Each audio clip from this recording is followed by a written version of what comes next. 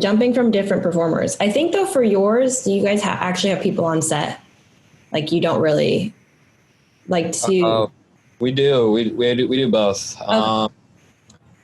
The reason, okay, so yeah, we had an event not last weekend, but 2 weekends ago where we must have had 30 performers over 2 days. I think it was maybe like 36 performers over 2 days, which is crazy. And about half of them were at my house throughout, and the other half were from, I think, 6 other places.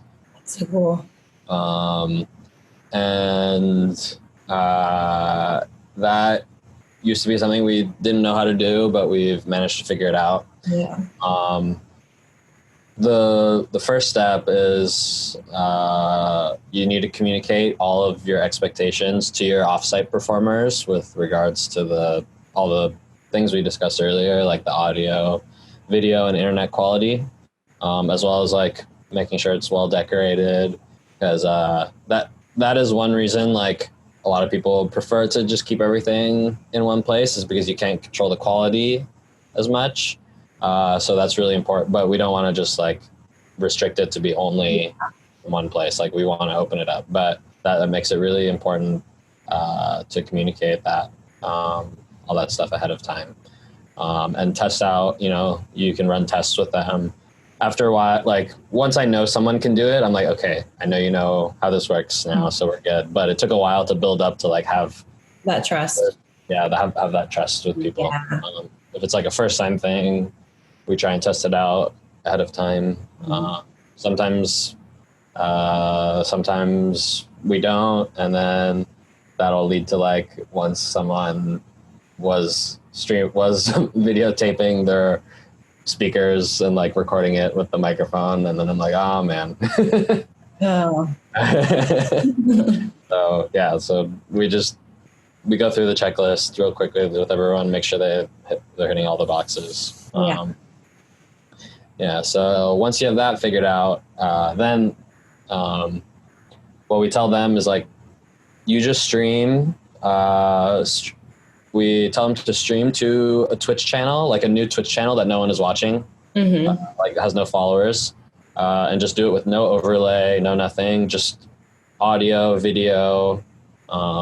Start it like 15 minutes before your set and like get it going, start practicing, play some tracks, and then we handle everything else from there.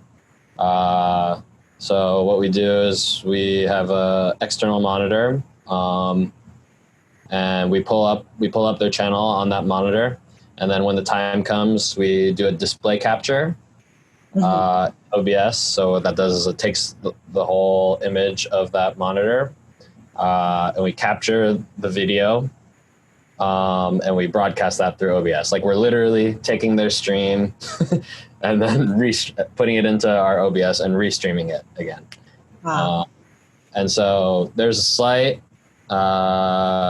there's like slight loss in quality when you do that, but it's unavoidable if you're going to do it live. Yeah. So that's how we do that. And then that's for the video. Then for the audio, it's different if you're on Mac or Windows. Windows has this feature built in where you can just in OBS, you can pick the desktop audio, which means any audio that's playing out of your computer, you can capture it and put it and broadcast that.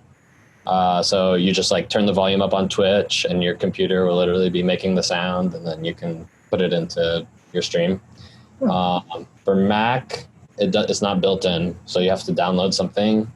It's called I Show You Audio Capture. It's spelled ISHOWU, like the letter U. I Show You Audio Capture. I won't go too much in detail of how that works, but you will need that software or something similar. I don't know about the alternatives, and there's tons of tutorials online, but I can send you the name of that so you can include it. Yeah, I'm going to be linking a bunch of stuff because you've provided so much, which is awesome. Yeah.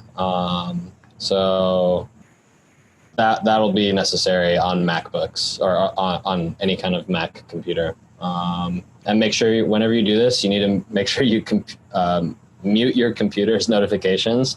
Otherwise, your viewers will be hearing little like face sounds from your Facebook. Like that happens sometimes. Be like, I hear Facebook noises, and then I'm like, oh shit, I forgot to forgot to mute it. Yeah. Like it's kind of funny.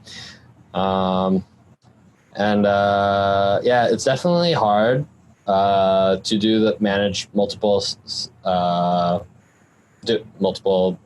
locations, but it's really important to make sure your event goes smoothly and it has like a consistent experience, because we manage everything on our end, that means we can also control the overlay. Like we change the DJ name in the front, like that's in the front. We have the same overlay going the whole time. So even though the video is changing, the stream still has a consistent feel. Some people will just like literally turn their stream off and have the other person stream from their end, and that like makes like a little break in time, and also the experience is just different. Like they'll never like have it set up exactly the same way, and it kind of like breaks the immersion a little bit. So and if someone's like just tuning in too, and they happen to tune in once you guys switch it, and like your branding's not there, I would be confused. Yeah. So it's a lot of work, but there's a lot of benefit. Yeah, for sure. Especially since, I mean, we can't go out or do anything. So I'm sure everyone really looks forward to it. Yeah, absolutely.